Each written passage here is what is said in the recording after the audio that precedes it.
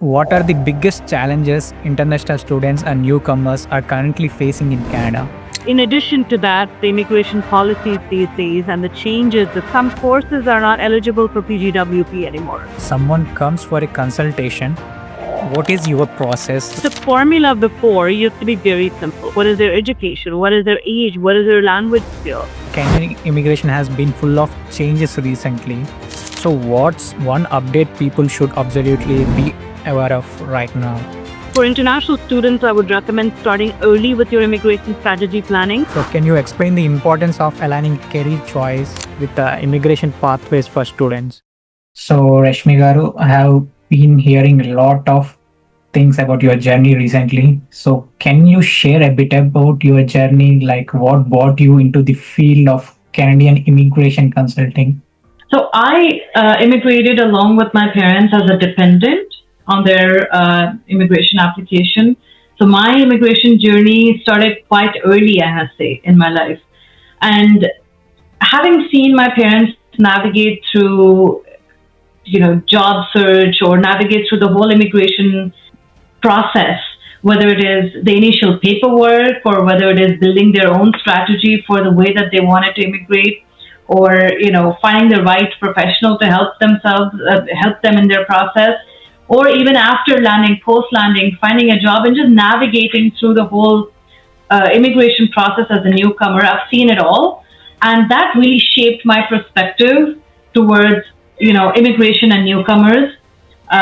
Gave me a lot of insight into how complex navigating through the paperwork, the whole process can be. And in those days, the process was a lot longer than we're even experiencing today. I mean, today people think it's a really long process, but back in the day, I mean, there was no way to track online, and it was just you're waiting for a physical mail to come into your mailbox. And I remember all those anxious moments that my parents actually experienced when they were going through the process themselves. And later on in life, when I had a chance to work at the CRA, the Canada Revenue Agency, that's when my love for law and policy developed. And that eventually led to me wanting to choose the legal profession for myself, and landed me to take up immigration as my profession, immigration consulting as my profession. And for nearly a decade now, I've been helping newcomers, students, and new immigrants come to Canada, navigate through this complex immigration system that we have. And it's not just a profession for me anymore at this point. I think it's more of giving back to the community in a way by providing the support that I wish my parents had when they were navigating through their immigration policies, providing that support to newcomers now. That was an inspiring journey. Hope a lot of women may inspire from you.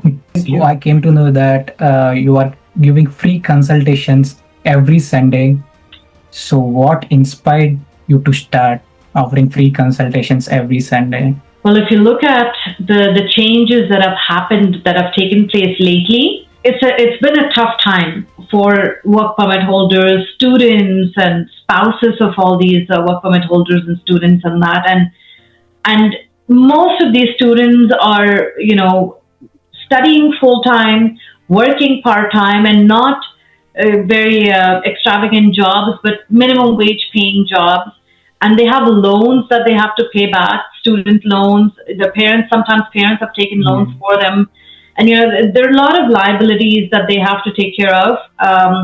And so what I wanted to do was that in such a tough time period, I wanted to create an atmosphere or create a space where students can ask me the questions that they're probably thinking about, and they're probably trying to find free answers on probably wrong platforms like, forums, online forums, or, Instagram, or some other platform for free. They're trying to find solutions for free because they just don't have the money to spend on an actual professional consultation. So I thought about, okay, how can I make it viable, not just for the students but also for me as well? So then this concept of, okay, why don't I spend about 2 hours every weekend and sit down with a couple of students every single weekend to just help them navigate their immigration issues. Spend a limited time with them, which I can afford, and which can probably help them as well, and put them in the right direction. And probably even if I can save one person from taking the wrong decision, then that's job well done, right? So that's how the Sunday free consultations initiative started. So next thing, I have got a lot of requests from immigrants. So I merged and it took me a lot of time to merge those questions from them side. I'm going to ask some few questions to help them. What are the biggest challenges international students and newcomers are currently facing in Canada? Well, quite a few challenges, to be honest, Mahesh. To begin with, job market saturation, right? Simply putting, the skills that the students or the workers have right now, and the skills that are needed in the job market right now, it's a complete mismatch. In addition to that, the immigration policies these days and the rapid changes that took place within the last year are just too much to handle. A lot of students are going through, mental health issues because of this, and also major financial struggles, right? I mean, right now, hardly there are any jobs for students because they weren't prepared for this type of a sudden, rapid change in immigration, but not just immigration, also the job market. Back in the day, a student it was a very simple, formula, right? You get a study permit, you come to Canada, you work, at a part-time job, and then you qualify under CEC, and then you become a PR, and then, the world is yours. It was a simple, clear-cut formula. Now, the students have come here, and now all of a sudden, some courses are not eligible for PGWP anymore. So what do those students do? IELTS is a major requirement now. So if you're not able to hit that IELTS score, what do you do? And then in addition to all this, you complete all these stages, you fulfill all these requirements, and then you get to the PGWP stage, and then now you realize that the job market is extremely saturated. You're not able to get any job in a field that will actually help you towards PR. So these are some real-time, ground-level challenges that all these, work permit holders and students are facing, which is what we hear on a daily basis, which is quite unfortunate, I feel. So currently, many students say they feel lost after graduation. So why do you think this gap exists, and how do you guide them through it? The formula before used to be very simple. You take any course of your liking, come to Canada, you get a work permit, you get a PGWP, no questions asked, and then you would just move on to becoming a PR after gaining 1 year of work experience. Most of the students were, qualifying under CEC category. It was a simple formula. Now, if you look at things, it's just to even graduate and get a postgraduate work permit, they have to fulfill all these requirements now. Their courses, the immigration planning, a PR planning needs to start from even before they apply for a study permit from their home country. That's how the market is right now, right? That's how the immigration landscape is rather than market, right? Mm-hmm. And so it's a whole different landscape. It's a whole different mindset that a student should have in today's time to actually start planning their immigration journey well in advance, even before they get to the actual PGWP stage. So the lack of guidance in the initial stages, lack of early immigration planning, and beyond all that, once they come to Canada, the skill set that they have versus what is needed in today's time, there's a very big difference there, right? And so all of these issues are causing a lot of instability and insecurity in these students after graduation. So moving to next. So when someone comes for a consultation, what is your process? Like, how do you take them from confusion to a clear path toward PR or citizenship? So our typical process, Mahesh, is that we first have an initial consultation with any candidate that comes to us. After the initial consultation, or during the initial consultation rather, we're able to get a pretty good idea of what their skill set is, what their profile, what their background is, right? What is their education? What is their age? What is their language skill? Are they married or not? Do they have any foreign work experience or not? Do they have what's the highest level of education in addition to what they would have completed in Canada if that's applicable? A lot of these things are discussed during the initial consultation, so we have a pretty good idea by the time that consultation ends. And then what we do is we request documents from these candidates to actually support what we have discussed during the consultation, and we do a thorough assessment after the initial consultation as well. And so that way, by the time we have the second consultation with this client, we have a pretty good plan and a pretty good strategy for which exact stream are they even going to be eligible for, or to be eligible for a different type of stream, what do they need to do? What is the action plan, right? And so that's the typical protocol that we follow, multiple layers of consultation to get to a proper stream, proper strategy, immigration strategy, and a plan of action to move forward with. So you have worked with so many clients, right? So can you share a success story that really stayed with you? I would say the major success stories are something that we actually, take a lot of pride in is during COVID times. It was during COVID that most of these applications that were in processing almost fell through the cracks. It was a chaotic situation at that time, as we all know. Globally, it was just unprecedented. And so during that time, a lot of our candidates experienced situations where they just didn't get any response on their application for a very long time. There was one particular candidate that stands out to me, where the whole processing at that time, prior to COVID, CEC applications never used to take this long. They used to take a couple of months at the max, right? This application went on throughout COVID for almost 2 years, and there was not a single movement on the application whatsoever. We had to get an MP to intervene. We tried every which way. We wrote to the government. We called the government.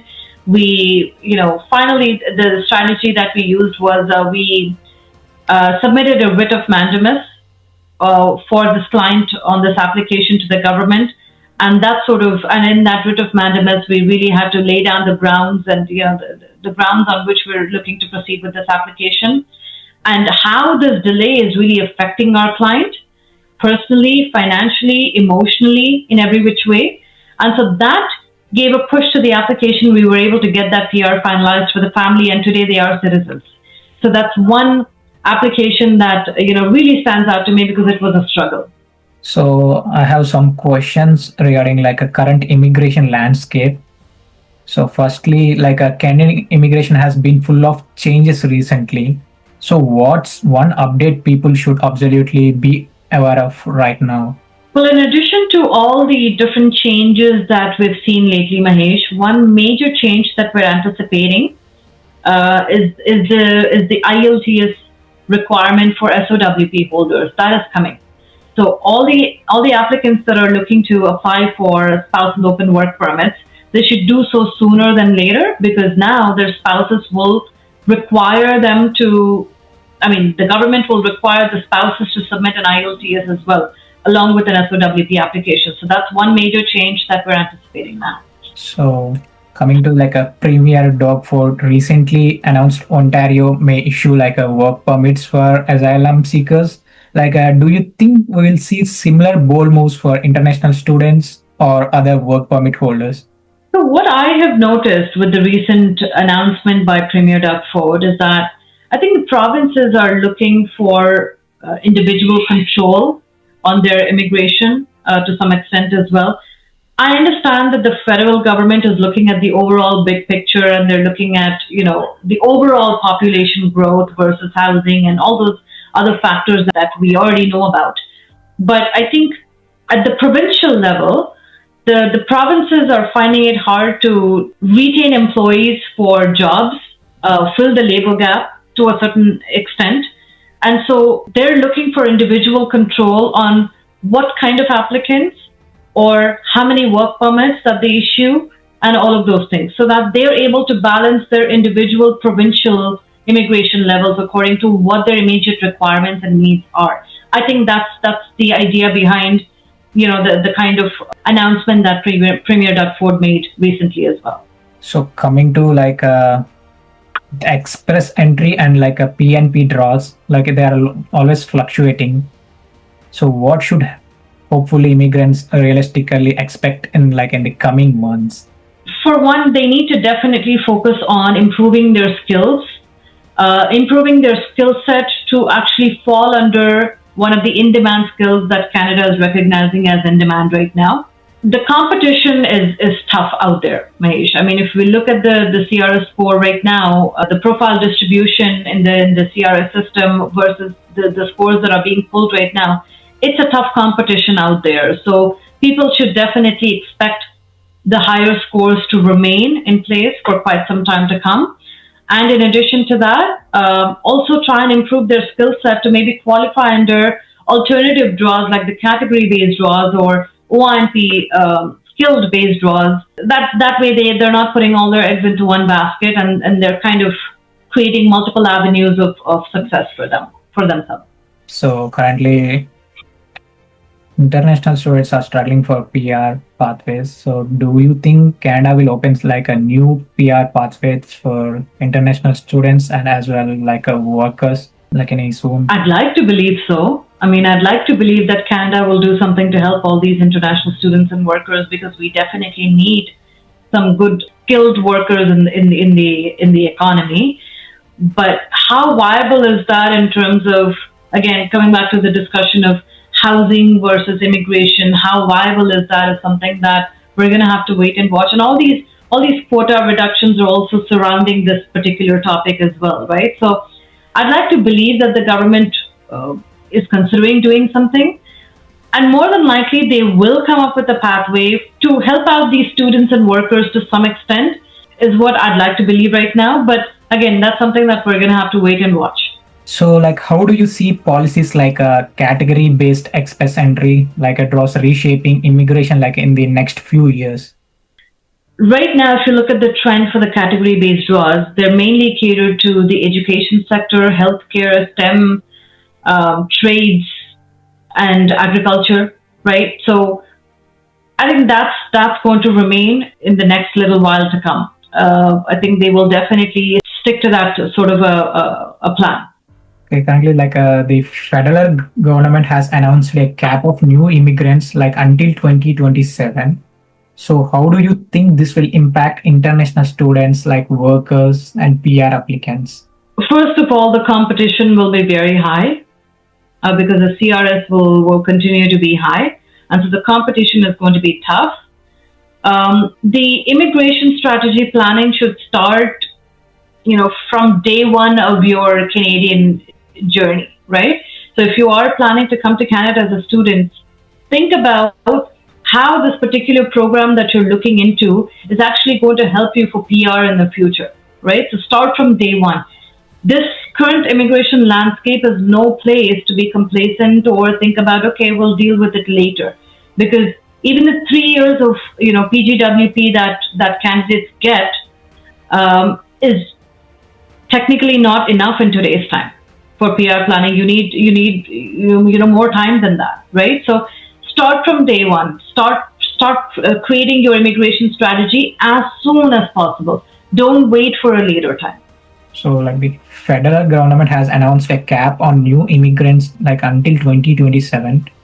How do you think this will impact international students, workers, and PR applicants? Well, first of all, the competition is going to be really high. The CRS is high. There are many, many applicants trying to achieve the same goal as you. So the competition is definitely going to be tough. So improving your CRS score is one for workers and PR holders. Try to improve your CRS score, your English language skills, bring it to the highest level as possible. Do your best in gaining as many points as possible in the CRS system. For international students, I would recommend starting early with your immigration strategy planning. Don't just take any program just for the sake of coming to Canada and then figuring things out later. There's no concept of figuring things out later in Canada anymore. You need to start planning, right when you start your Canadian journey. So those are my recommendations, and that's how I think it'll impact, these candidates as well. The competition will be definitely high. So there is like growing concern that newcomers are struggling to find jobs in their fields. So what's your perspective on this? So, and what can be done to address it?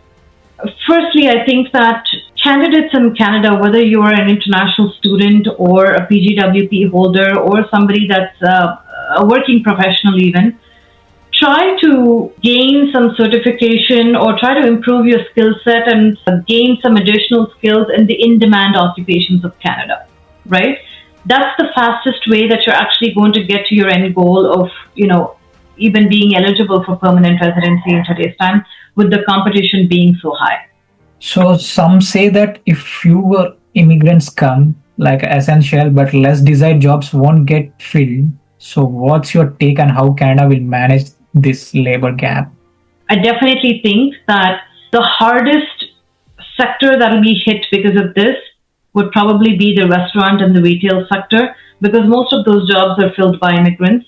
And so, with fewer immigrants now coming into Canada, or most of them having to leave Canada because of no future, immigration pathways or no future in Canada, these roles most likely will have to be filled by Canadians and PRs who may not be interested in working for these roles at a minimum wage.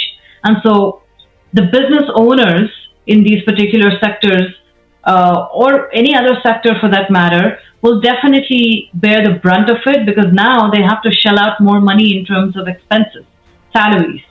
And so that may not be a viable option, for many business owners. We may even see a lot of businesses shutting down because of this, which we have already started seeing. And so that will again create an imbalance in the economy. So I definitely think that the government should consider having some sort of a pathway or some sort of an option where they can help a lot more of the students and work permit holders in attaining permanent residency to again give back to the economy. If they're allowed to work and stay longer in Canada, they're going to pay taxes, they're going to be working. So that'll, help the economy in one way or the other. So that's my take on it. That, with lesser immigration, we're bound to see more and more businesses getting affected for sure. So, do you think these changes are a short-term adjustment or a part of a bigger long-term immigration strategy for Canada? I think the government is definitely trying to balance out immigration in addition to other factors like housing, population growth, and things like that. So it's definitely a part of the bigger plan, a long-term strategy, and creating a balance for the long term. So we can move to some advices and value for viewers. So first question is, if someone wants to settle in Canada but does not know where to start, what's your number one piece of advice? Well, my first advice would be to have a clear goal. Have a clear goal on what you're trying, what's your intention of coming to Canada.